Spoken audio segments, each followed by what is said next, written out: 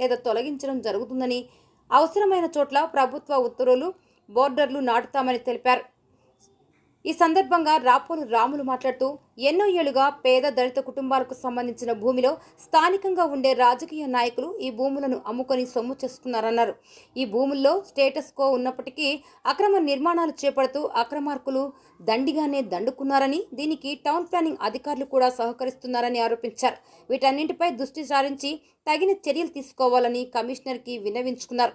ఈ కార్యక్రమంలో federation vice chairman ఎడ్ల శ్రీనివాసరెడ్డి, ఫెడరేషన్ సభ్యులు శ్రీనివాసరెడ్డి, రామకృష్ణారెడ్డి, అట్టి భూమికి సంబంధించిన దళిత కుటుంబాలు పాల్గొన్నారు. ఎవరైతే మున్సిపల్ వాళ్ళు కన్స్ట్రక్షన్ చేసుకోమన్నారు మమ్మల్ని. మెయిన్ కావ్య రాణి వీళ్ళిద్దరే మొత్తం ఇదంతా ఫ్రాడ్ చేస్తారు మొత్తం. మీరు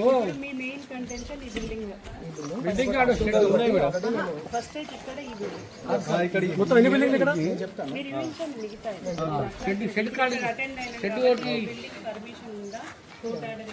దాన్ని బట్టి డిస్కస్ చేద్దాం. హియరింగ్ పెడతాను ఏంటని. ఓకే, నెక్స్ట్ ఇంకోటి అసలు ఆల్రెడీ మేము కంప్లైంట్ చేసాము. మీడియాలో వచ్చిన